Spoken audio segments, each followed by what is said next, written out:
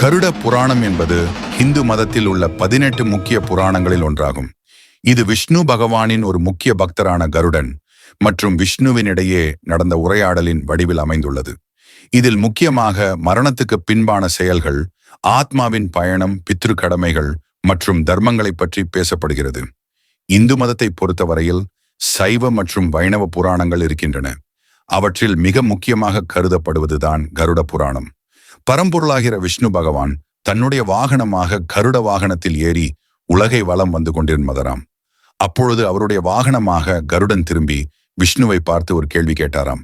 எம்பெருமானே, மனிதர்களின் இறப்புக்கு பின்னர் என்னதான் நடக்கும் என்று கேட்டாராம். அந்த கருடனின் கேள்விக்கு விஷ்ணு பகவான் சொன்ன பதில்தான் கருட புராணம். தன்னுடைய வாகனமான கருடனின் கேள்விக்கு விஷ்ணு பகவான் சொன்ன பதில்தான் கருட புராணம் என்பது நமக்கு தெரிந்ததுதான். அப்படி அந்த கருட புராணத்தில் என்னென்ன சொல்லியிருக்கிறார் விஷ்ணு என்று தெரியுமா?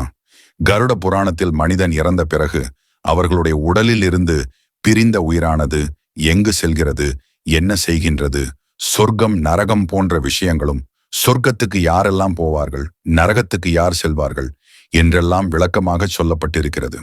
கருட புராணம் என்பது விஷ்ணு பகவானும் அவருடைய வாகனமான கருடனும் உரையாடிக் கொள்வது.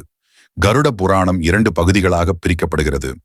ஒன்று உலக உயிர்களின் மரணத்துக்கு பின்பாக உள்ள வாழ்க்கை, ஈம சடங்குகள், மறுபிறவி ஆகியவற்றை பற்றி விரிவாக விளக்குகிறது. அதோடு மட்டுமல்லாது வானியல், மருத்துவம், இலக்கணம், நவரத்தின கட்டமைப்புகள் ஆகியவற்றை பற்றி விளக்குகிறது. இவற்றில் மொத்தம் 19,000 செய்யுள்கள் கொண்டது. இதன் 2 பிரிவுகளையும் பூர்வ கந்தம் மற்றும் உத்தர கந்தம் என 2ஆக பிரிக்கலாம். மறுபிறவி இரகசியம் என்பது என்ன?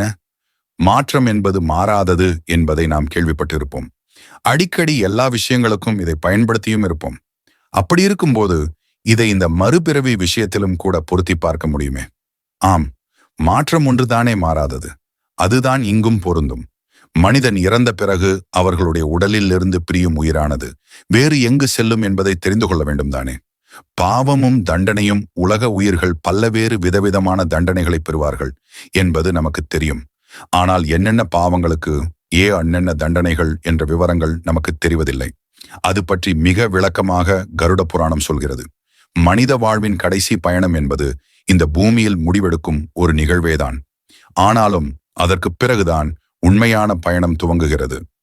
கருட புராணம் நாம் செய்யும் ஒவ்வொரு செயலும் ஒரு சின்ன கருப்பு துளி போல நம்மை தொடர்ந்து செல்லும் என்பதையும், தர்ம பாதையில் நடப்பதே நம்மை நரகக் குழியிலிருந்து மீட்டெடுக்கும் ஒரே வழி என்பதையும் நம்மிடம் உரைத்துச் செல்கிறது. இன்று நாம் வாழும் ஒவ்வொரு நிமிடமும் நம்முடைய எதிர்காலத்தில் ஒரு தடம் பதிக்கும். மரணம் என்பது முடிவல்ல, அது ஒரு புதிய தொடக்கத்தின் வாயில்.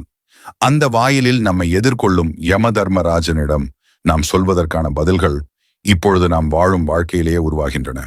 அதனால் நண்பர்களே, தர்மத்தோடு வாழுங்கள், சத்தியத்தோடு நடந்து கொள்ளுங்கள். ஏனெனில் இந்த பயணம் உங்களால் எங்கு முடியுமோ அந்த அளவுக்கு தான் அல்ல, அதை தொடர்ந்து வரும் பயணத்தையும் தீர்மானிக்கிறது. கருட புராணம் சொல்லும் இந்த உண்மை ஒவ்வொருவருக்கும் நினைவிருக்கட்டும். நம்மால் முடிந்தவரை நன்மை செய்க. மரணத்திற்கு அப்பால் நம்மால் மட்டுமே காப்பாற்ற முடியும். கருட புராணத்தில மனிதர் செய்கிற பாவங்களுக்கு ஏற்ப அவருக்கு நரகத்தில் கிடைக்கும் தண்டனைகள் மிகவும் விவரமாக கூறப்பட்டுள்ளன. அவைகளை பற்றி விரிவாக நம்ம சேனல் வீடியோக்கள் பதிவு செய்கிறோம். அவற்றை கட்டாயம் பார்க்க நம்ம சேனல் சப்ஸ்கிரைப் பண்ணிடுங்க நண்பர்களே.